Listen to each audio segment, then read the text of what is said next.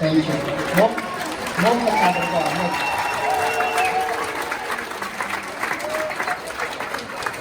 And our brother Jeff, please come to the stage. Thank you.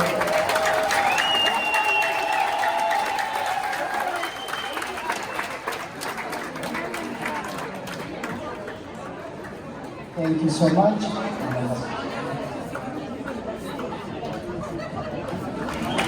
Thank you.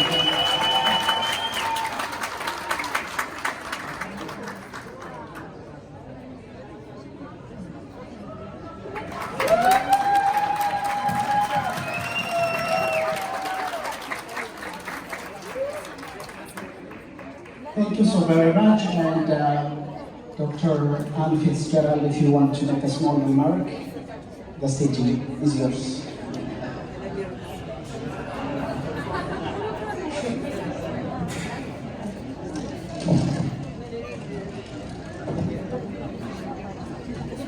Good evening, everyone.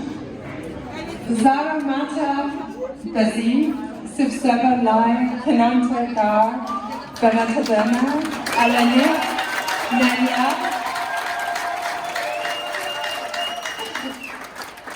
Tilek, Kibaram, Yasamanaya. I'm a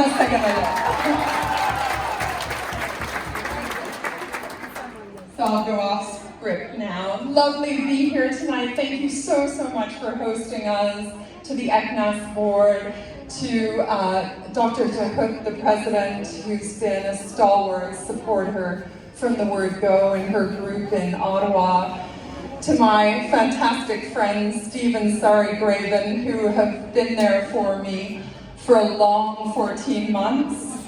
Thank you to all of you. Without your support, I don't think this year would have been possible.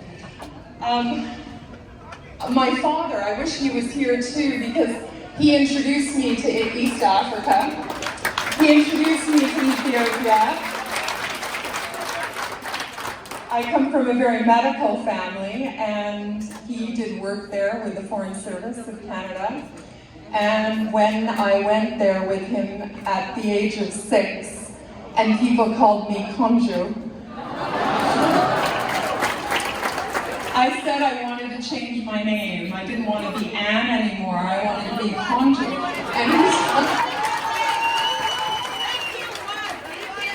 And he explained that it wasn't possible, and I remember stamping my foot and saying, no, I want to be Chonsview.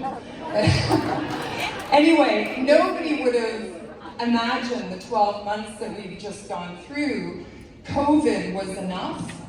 A conflict on top of that in a country that we all love so much was not expected at the full force that it hit us with.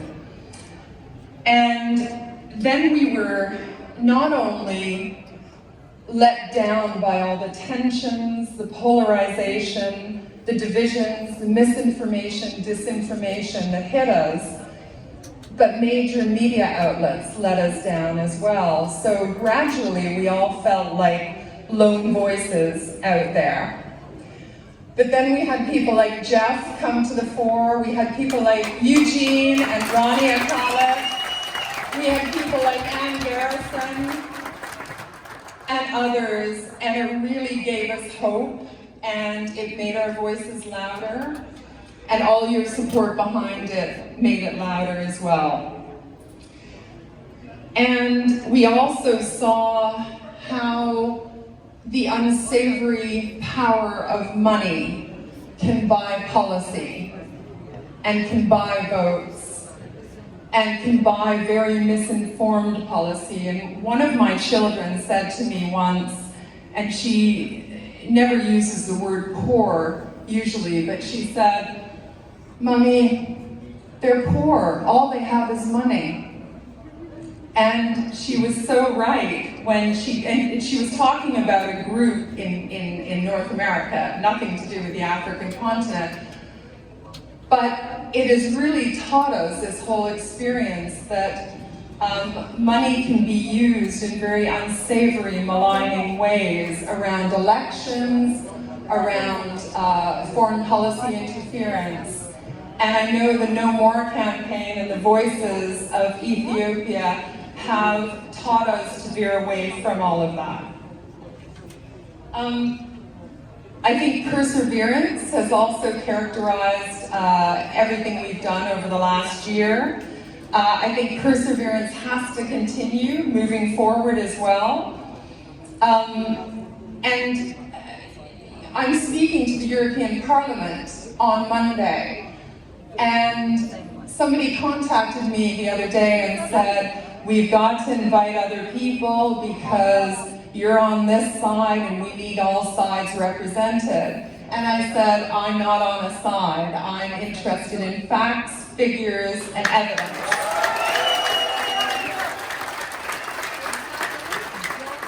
And robust methodological inquiry. And I said, if that's a side, guilty as charged. But it's not, as we all know. The other thing I want to say before I hand over to Jeff is that Ethiopia's had a really raw deal over the past 14 months. And I want to remind everybody in the room how kind Ethiopia has been to the world. It was the first country under the Marshall Plan to provide food aid to Germany. It was the first country to provide money in the form of $100,000 to South Korea in the 1960s for medical treatment for soldiers. It provided food aid to Britain after the floods in 1953. It gave the world patents for coffee and teff. And importantly for Canada, one of its biggest exports, canola, Ethiopia gave the rapeseed to Canada for that.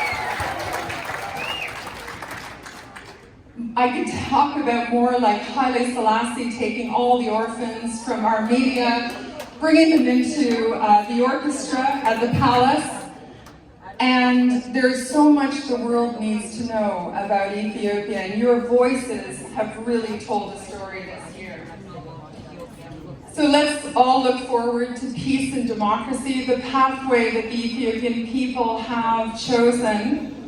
And when I say the Ethiopian people, I mean 80% of those eligible to vote voted in the election, and all Western countries would crave for that election turnout.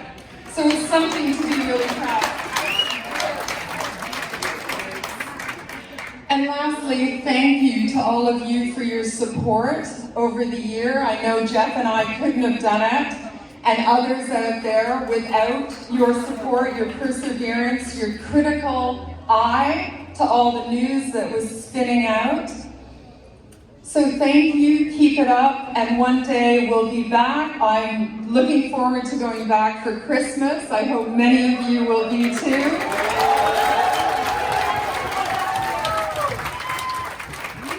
It is my second home, and it's an honor and a privilege to work here. Thank you. I gotta follow that. Hi. Anne takes a look at my pages and she goes, that looks long. And it's because the print is so big, because I'm old. But it is, I will speak a little longer. These poor people have to stand. Are you just going to stand there and listen to an old man talk? Because you don't have to. You've gone. Hello, I'm William Davidson. Yeah. There's two bold guys. Guess which one is actually on your side. I do hope there's some value in what I say here tonight, and I want to test drive a few concepts. I'm going to drop my pages to the floor because they're not stapled, there's no lectern. Because we're here thanks to a war, and I've seen the effects of that war. I've seen the toll it takes on ordinary people, its costs, its losses. This fight is over the soul of a nation. It's a fight against an enemy that's a kind of evil I could scarcely measure more than a year ago. and I've interviewed gang members and a couple of sociopaths. When it's over, when it's finally, thankfully, blessedly over, when you can see through the smoke of charred buildings and you can notice the food bowls finally getting stacked away on the trucks because IDPs each have a place to call home, when you can enjoy again the unblemished, endless green that I saw in Wallow and Gondar, a new foundation has to be built out of all this pain and suffering that makes the blood and sacrifice worth it. Here, I'm going to toss the page. It's just easier.